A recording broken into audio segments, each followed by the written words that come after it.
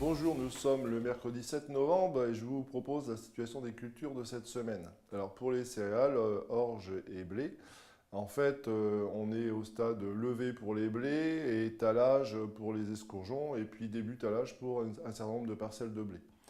Les levées sont en cours pour les derniers semis, mais on a aussi des parcelles qui sont très hétérogènes, avec des levées très hétérogènes. On a des stades levés jusqu'au talage dans certaines parcelles, en particulier dans le sud du département, le Tardenois, le plateau de Brie et un peu le sud du Soissonnais.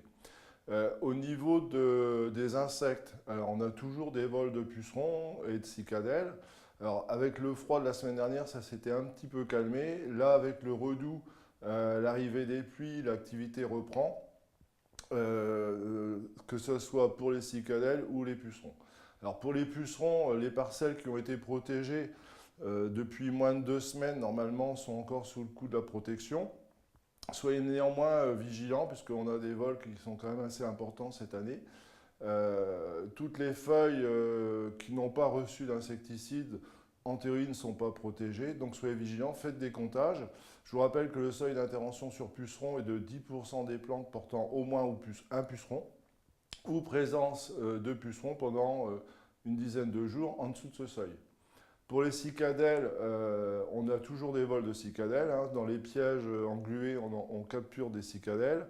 Le seuil d'intervention est de 30 cicadelles capturées par semaine. On est bien en dessous de ce seuil. On a effectivement des vols, mais le seuil n'est pas atteint. Donc, ce n'est pas la priorité. La priorité doit être portée sur les pucerons. Alors, pour les colzas, les stades vont de 5 feuilles à 10 feuilles, avec en moyenne 7 à 8 feuilles pour notre département. On a toujours dans le sud de l'Aisne des inquiétudes par rapport à des parcelles avec des tout petits colzas qui ont levé début octobre. Donc sur ces parcelles-là, on est très inquiet parce qu'on risque de les perdre pendant l'hiver.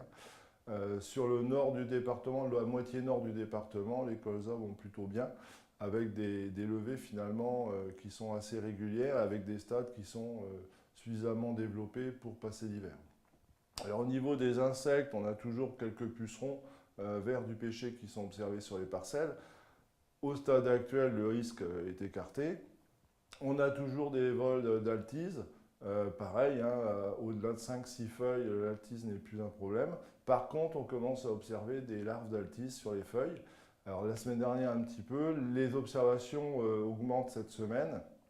Le seuil d'intervention, le seuil de nuisibilité par rapport aux larves d'altise, c'est lorsqu'on a 7 plantes sur 10 qui portent au moins une galerie. Donc aujourd'hui, on n'est pas à ce stade-là, en tout cas d'une façon générale. On pense que les sorties de larves vont progresser. On devrait avoir des seuils qui seront atteints à partir de la semaine prochaine. Donc pour l'instant, observez vos parcelles, allez voir les galeries. Je vous rappelle, c'est 7 plantes sur 10 qui portent au moins une galerie d'altise. Ensuite, au niveau des maladies, on observe quelques taches de phoma, un petit peu de mildiou, ce qui est normal à cette saison, mais ça ne présente aucun danger.